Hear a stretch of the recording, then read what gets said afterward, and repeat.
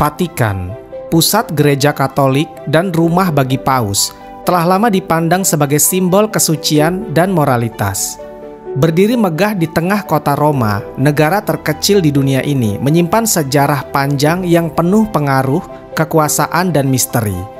Namun di balik citra religius yang suci, terdapat sisi lain dari Vatikan yang jarang terungkap ke publik. Sebuah dunia di mana agama, bisnis, skandal, dan politik bertemu dalam jaringan kepentingan yang kompleks.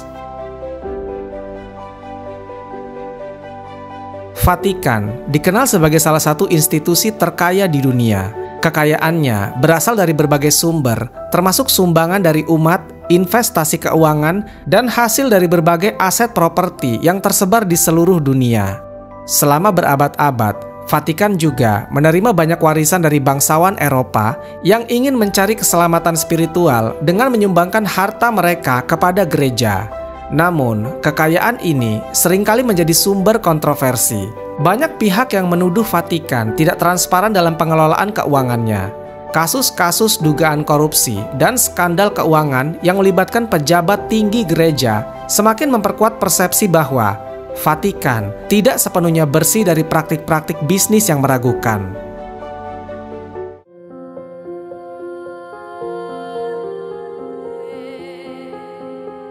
Pada abad ke-16, Vatikan menghadapi salah satu tantangan terbesar dalam sejarahnya dengan munculnya reformasi Protestan atau Kristen Protestan.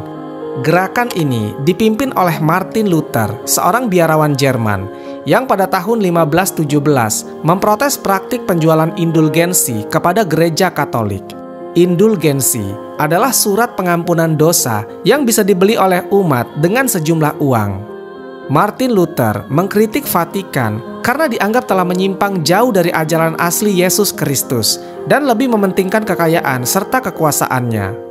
Tindakan ini memicu gelombang protes di seluruh Eropa dan melahirkan berbagai sekte baru, yaitu Kristen Protestan. Reformasi Protestan tidak hanya mengguncang otoritas spiritual Vatikan, tetapi juga menyebabkan perpecahan besar di Eropa. Konflik antara umat Katolik dan Protestan berlangsung selama berabad-abad dan menyebabkan banyak peperangan serta kekacauan politik. Meskipun Vatikan berusaha mempertahankan kekuasaannya dengan mengadakan Konsili Trente pada tahun 1545 sampai 1563 untuk reformasi internal, dampak dari reformasi Protestan tidak dapat sepenuhnya diatasi.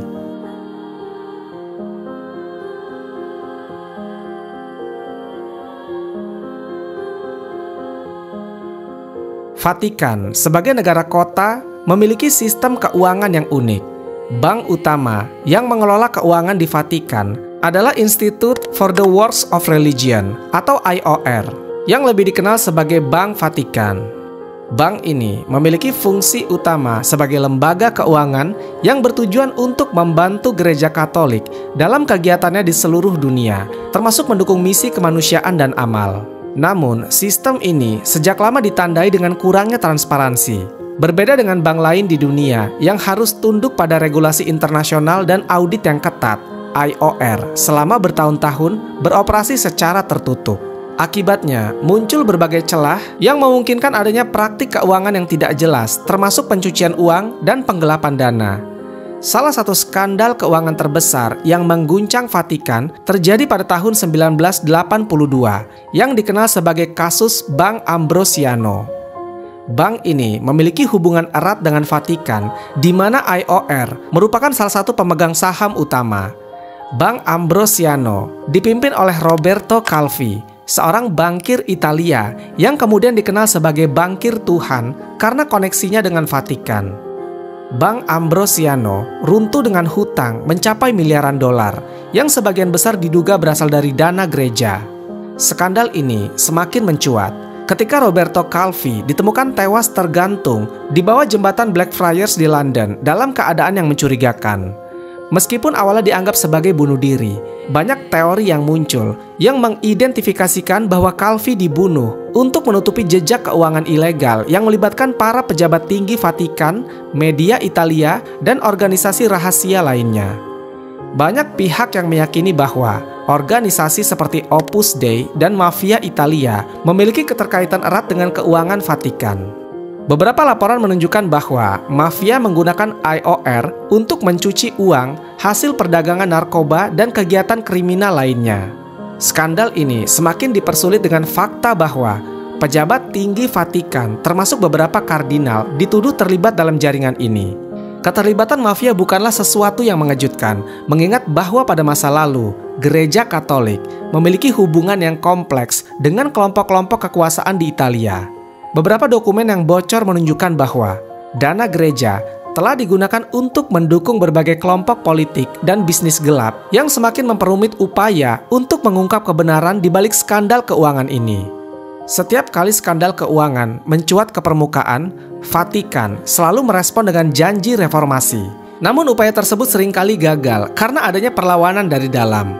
Misalnya dalam kasus Paus Yohanes Paulus yang pernah berupaya melakukan pembersihan internal setelah kasus skandal Bank Ambrosiano, tetapi dia menghadapi tekanan besar dari berbagai pihak yang ingin mempertahankan status quo. Bahkan ketika Paus Benediktus ke-16 berkuasa, dia juga mencoba melakukan reformasi keuangan di Vatikan.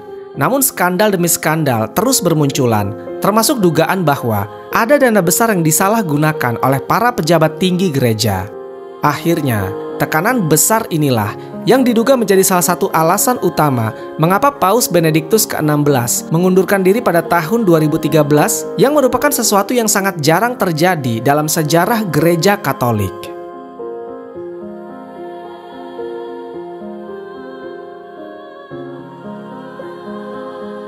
Salah satu kasus yang paling kontroversial adalah kematian Paus Yohanes Paulus I pada tahun 1978. Kematiannya terjadi hanya 33 hari setelah dia terpilih sebagai paus. Pada pagi hari, tanggal 28 September 1978, Paus Yohanes Paulus I ditemukan tidak bernyawa oleh seorang suster yang bertugas melayaninya di apartemen kepausan. Namun menurut laporan resmi, Paus meninggal karena serangan jantung mendadak saat dia tidur. Tidak ada otopsi yang dilakukan dan jenazahnya segera dimakamkan sesuai dengan tradisi gereja Katolik. Namun beberapa kejanggalan mulai muncul yang memicu beberapa teori konspirasi. Pertama, ada inkonsistensi dalam laporan tentang siapa orang yang pertama kali menemukan jenazah Paus. Awalnya dilaporkan bahwa sekretaris pribadi Paus, yaitu Monsignor John Mage yang menemukannya. Namun kemudian diketahui bahwa seorang susterlah yang pertama kali menemukannya yang bernama Vincenza Tafarel. Selain itu, ada laporan bahwa wajah Paus menunjukkan ekspresi yang tidak biasa, seolah-olah dia meninggal dalam keadaan terkejut. Fakta bahwa tidak dilakukan otopsi juga menambah kecurigaan banyak pihak. Beberapa dokumen dan surat-surat pribadi Paus yang diyakini mengandung informasi penting dilaporkan hilang dan tidak pernah ditemukan untuk dipublikasikan. Sejumlah teori konspirasi muncul seputar kematian Paus Yohanes Paulus I. Salah satu teori konspirasi yang paling populer adalah bahwa Paus Yohanes Paulus dibunuh karena rencananya untuk melakukan reformasi besar-besaran terhadap Bank Vatikan. Pada saat itu, Bank Vatikan diduga terlibat dalam berbagai skandal keuangan yang melibatkan mafia dan tokoh-tokoh penting di dunia perbankan Italia. Paus Yohanes Paulus diketahui ingin membersihkan institusi keuangan Vatikan dari praktik korupsi dan kecurangan. Beberapa nama besar yang disebut terkait dalam skandal ini adalah Roberto Calvi, yaitu kepala Banco Ambrosiano, dan Paul Marcinkus, seorang kepala Bank Vatikan. Kematian Paus secara mendadak memunculkan spekulasi bahwa dia dibunuh untuk mencegah korupsi besar yang terjadi di Vatikan. Teori lain yang cukup kontroversial adalah keterlibatan kelompok rahasia yaitu Freemason dalam kematian Paus Yohanes Paulus I. Freemason dianggap sebagai ancaman oleh gereja Katolik dan keanggotaan dalam kelompok ini sangat dilarang keras. Beberapa peneliti percaya bahwa ada sejumlah pejabat tinggi Vatikan yang diam-diam menjadi anggota Freemason. Paus Yohanes Paulus I disebut-sebut telah menemukan fakta ini dan berencana untuk mengambil tindakan tegas. Kematian mendadaknya memunculkan spekulasi bahwa dia dibungkam oleh kelompok tersebut.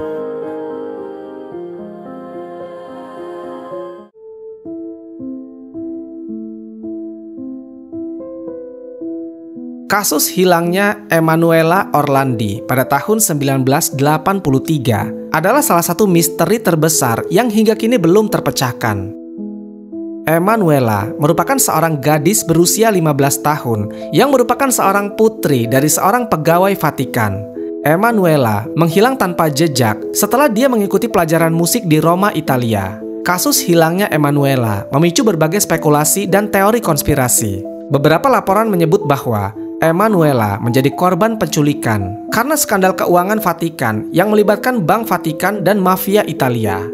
Salah satu nama yang sering disebut dalam teori ini adalah Enrico De Pedis, seorang bos mafia terkenal yang terlibat dalam berbagai aktivitas kriminal di Roma. Dalam pengembangan kasus ini, munculnya informasi bahwa De Pedis mungkin terlibat dalam penculikan Emanuela sebagai bentuk tekanan terhadap Vatikan terkait utang yang belum dilunasi. Teori ini semakin diperkuat dengan penemuan bahwa De Pedis dimakamkan di Basilika San Apollinaire, tempat yang biasanya hanya diperuntukkan bagi tokoh-tokoh religius. Keberadaan makamnya di sana memicu spekulasi bahwa De Pedis memiliki hubungan istimewa dengan Vatikan. Teori lain menyatakan bahwa hilangnya Emanuela karena kasus skandal pelecehan seksual yang ingin ditutup-tutupi oleh pihak Vatikan. Selama lebih dari 40 tahun, keluarga Orlandi tidak pernah berhenti mencari kebenaran tentang nasib Emanuela. Saudara Emanuela, Pietro Orlandi, menjadi figur utama yang terus menyuarakan tuntutan keadilan. Dalam berbagai kesempatan, Pietro menuduh Vatikan mengetahui lebih banyak daripada yang mereka ungkapkan ke publik.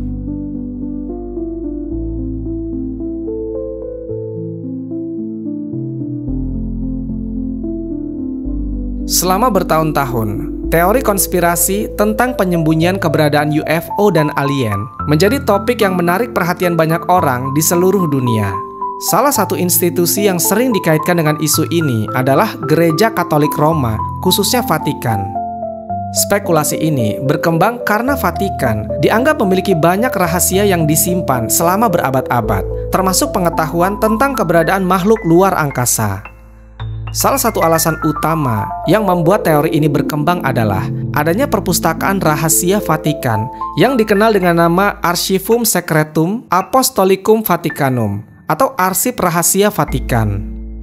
Arsip ini menyimpan ribuan dokumen yang tidak dapat diakses oleh publik, sehingga memicu spekulasi bahwa dokumen-dokumen tersebut mungkin berisi informasi tentang keberadaan makhluk luar angkasa dan teknologi UFO yang telah ditemukan manusia.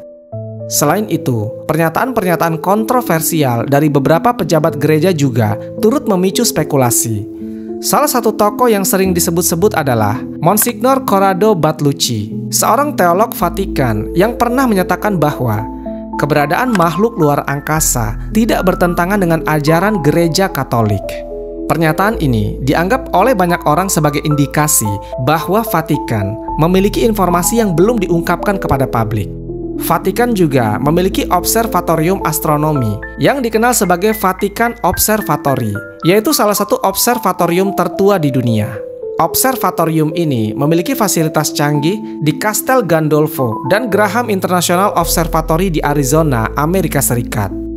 Para pengamat teori konspirasi percaya bahwa keberadaan observatorium ini menunjukkan ketertarikan Vatikan terhadap fenomena luar angkasa, termasuk kemungkinan keberadaan alien. Mereka menduga bahwa Vatikan mungkin telah menemukan bukti keberadaan makhluk luar angkasa melalui penelitian astronominya.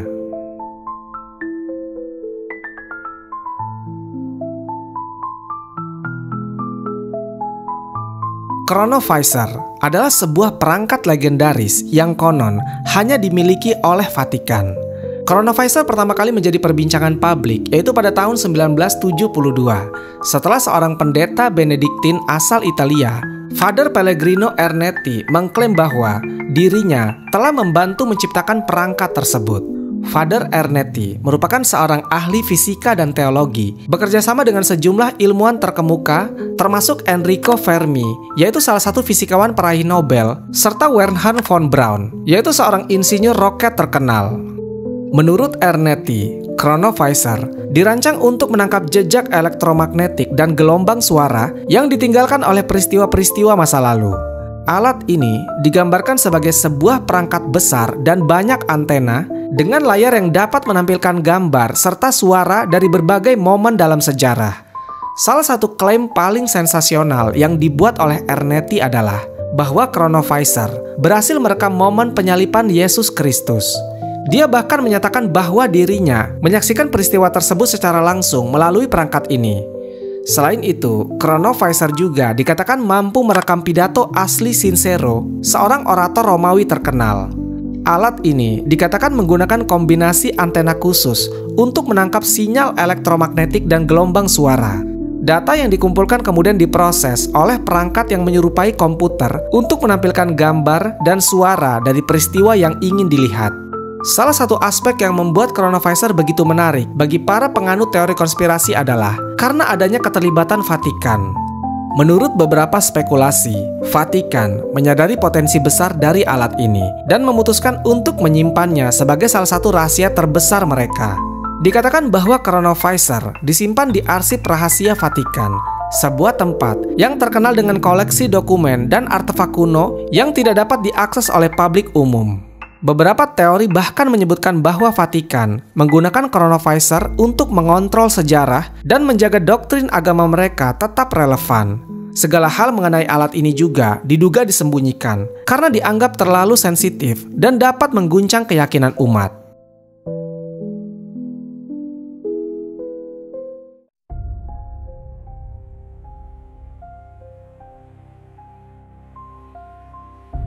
Skandal pelecehan seksual yang terjadi di internal Vatikan juga telah menjadi sorotan dunia, mengguncang fondasi Gereja Katolik, dan memicu perdebatan luas tentang integritas institusi keagamaan tertinggi ini. Salah satu kasus yang paling menonjol adalah yang melibatkan Kardinal George Pell, yaitu mantan bendahara Vatikan. Pada Desember 2018, George Pell dinyatakan bersalah atas pelecehan seksual terhadap 2 bocah laki-laki anggota paduan suara di Katedral Melbourne pada tahun 1996. Hakim Peter Kidd saat menjatuhkan vonis pada Maret 2019 menyatakan bahwa George Pell telah melakukan serangan seksual dengan kuat dan kurang ajar kepada kedua korban. George Pell dijatuhi hukuman penjara 6 tahun dan berhak atas pembebasan bersyarat setelah 3 tahun 8 bulan. Kasus ini mengguncang Vatikan, mengingat posisi George Pell sebagai salah satu penasihat terdekat Paus Fransiskus. Kasus lain yang mencoreng reputasi Vatikan adalah yang melibatkan Joseph Wesolowski, yaitu mantan uskup agung dan duta besar Vatikan untuk Republik Dominika. Pada tahun 2013, Wesolowski ditarik kembali ke Roma setelah media lokal menuduhnya membayar anak laki-laki untuk melakukan adegan seksual. Setelah penyelidikan, ditemukan materi pornografi anak di komputernya. Wesolowski dipecat oleh pengadilan Vatikan dan menjadi mantan uskup agung pertama yang diadili atas tuduhan pelanggaran seksual terhadap anak di bawah umur. Namun sebelum proses peradilan selesai, dia meninggal dunia pada tahun 2015. Lalu pada Februari 2019, Paus Fransiskus secara terbuka mengakui bahwa para pendeta di lingkungan Gereja Katolik telah melakukan pelecehan seksual terhadap para biarawati. Dalam beberapa kasus, perilaku tersebut bahkan mencapai tingkat perbudakan seksual. Paus menyatakan bahwa pendahulunya, yaitu Paus Benediktus, pernah membubarkan sebuah kongregasi biarawati karena kasus semacam ini. Dia menegaskan bahwa Vatikan berkomitmen untuk mengatasi masalah ini, meskipun mengakui bahwa hal tersebut sebenarnya masih berlangsung.